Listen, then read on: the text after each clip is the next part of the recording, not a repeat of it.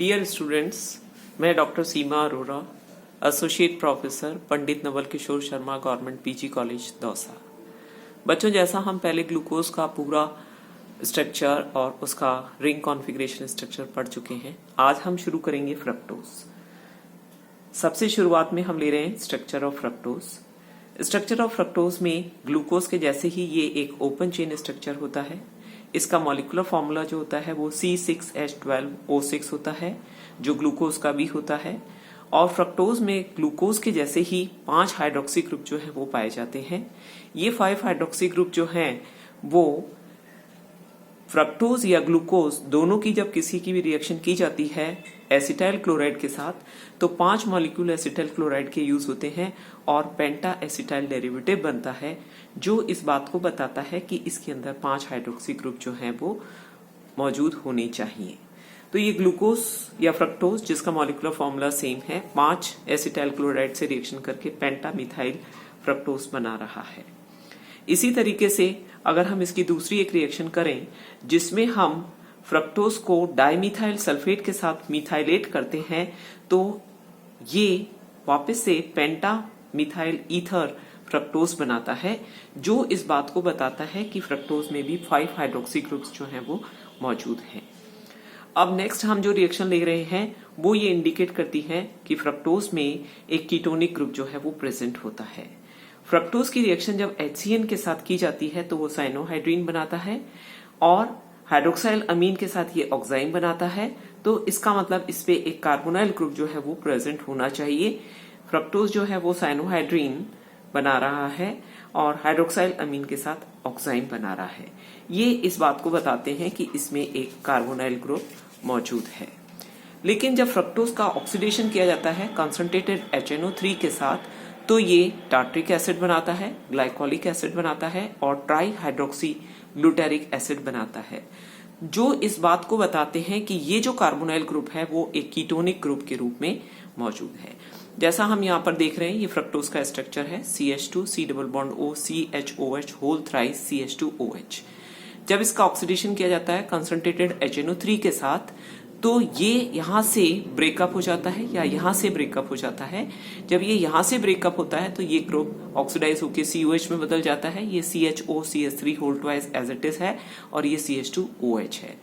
तो ये इस तरीके का जो एसिड बनता है और साथ में ऊपर जो CH2OH था उससे फॉर्मिक एसिड बनता है, जो ऑक्सीडाइज हो जाता है कार्बन डाइऑक्साइड और वाटर के अंदर। ये तो क्लीवेज था C1 और C2 के बीच में। अब अगर C2 और C3 के बीच में क्लीवेज होता है तो ये ऑक्सीडाइज हो जाएगा यहाँ पर COH में। ये जो 3 यहाँ पे लिखा था, अब ये रह गए यहाँ पर 2, और ये वाला भी ऑक्सीडाइज हो जाता है COH में। तो ये बन जाता है आपका टार्ट्रिक एसिड और इस वाले पोर्शन से CH2OH और ये ऑक्सीडाइज हो जाता है COOH में, जिसको ग्लाइकोलिक एसिड कहते हैं।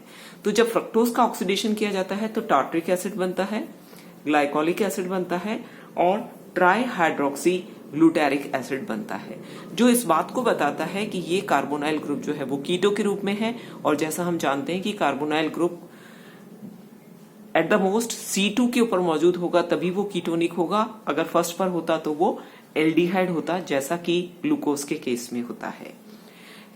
नेक्स्ट हम रिएक्शन ले रहे हैं। ग्लूकोज का अगर रिडक्शन किया जाता है सोडियम अमलगम के साथ और पानी के साथ, तो ये 2 फॉर्म बनाता है रिड्यूस प्रोडक्ट की, सॉर्बिटॉल की और मैनिटॉल की, जो इस बात को बताता है कि ये वाला ग्रुप जो C डबल बॉन्ड O है ये रिड्यूस हो गया होगा CHOH के अंदर।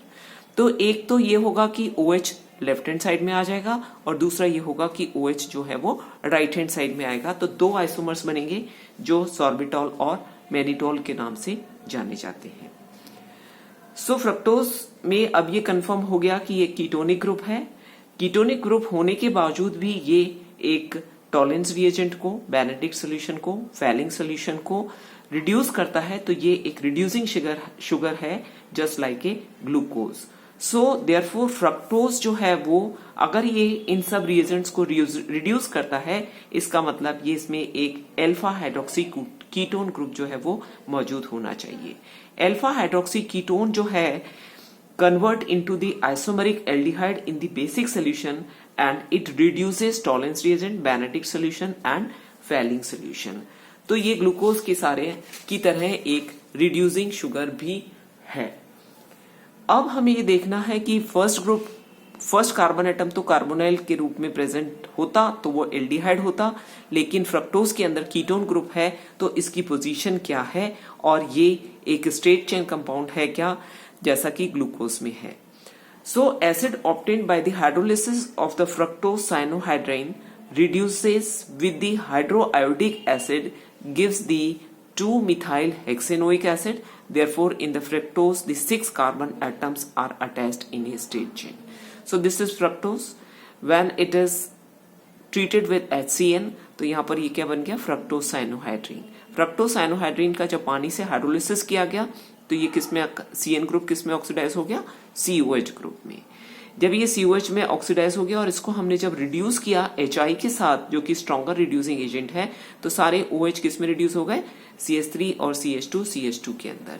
तो ये यहाँ पर होगा CH3, तो ये वाला क्या बन गया, 2-मिथाइल हेक्सेनोइक एसिड। 2-मिथाइल हेक्सेनोइक एसिड का मतलब है 6 कार्बन एटम एक लंबी चेन के अंदर मौजूद हैं, जो इस बात को बताते हैं कि ये एक स्ट्रेट चेन कंपाउंड है जिसमें 6 कार्बन एटम एक सीधी चेन के अंदर जुड़े हुए हैं। On reducing of the sorbitol and the mannitol which are obtained by the reduction of the fructose with the sodium amalgam and water with hydroiodic acid, a mixture of 2 iodohexane and hexanes are obtained. Again, it is indicating that it is a straight chain compound and the second carbon atom is in the form of a ketone. So on the basis of the above reaction or the facts, the fructose का जो proposed structure है वो है CH2OH, C double bond O, CHOH, CHOH, CHOH and CH2OH। जबकि glucose के case में क्या था, यहाँ पर CH2OH था और यहाँ पर एक एल्डिहाइड ग्रुप मौजूद था। अब इसका अगर हमें वेरिफिकेशन करना है कि ग्लूकोज का यही स्ट्रक्चर है तो हम इसको प्रूव कर सकते हैं अगर इसकी फ्रक्टोज की जो रिएक्शन है या प्रिपरेशन है वो ग्लिसरल्डिहाइड और हाइड्रोक्सी एसीटोन के साथ बनती है। जब ग्लूकोज ग्लिसरल्डिहाइड और हाइड्रोक्सी एसीटोन को ट्रीट किया जाता है तो फ्रक्टोज का फॉर्मेशन होता है। So it is confirming that the structure of fructose is this one in which a straight chain compound, 5 hydroxy groups are present, second carbon atom is in the form of a carbonyl, that is a ketone group. Now next is the configuration of the fructose. जैसा glucose के case में हमने ओजाजोन बनाया था phenyl hydrazone की reaction के साथ, तो ग्लूकोज और फ्रक्टोज जो है वो सेम ओजाजोन बनाते हैं, क्योंकि फिनाइल हाइड्रोजन की जो रिएक्शन होती है वो C1 और C2 reaction C2 carbon atom पर ही होती है और बाकी जो स्ट्रक्चर है C3, C4, C5, C6 के अंदर जो कॉन्फ़िगरेशन है वो सब सेम होता है। इसलिए ग्लूकोज और फ्रक्टोज सेम फिनाइल हाइड्रोजन जो है वो बनाते हैं।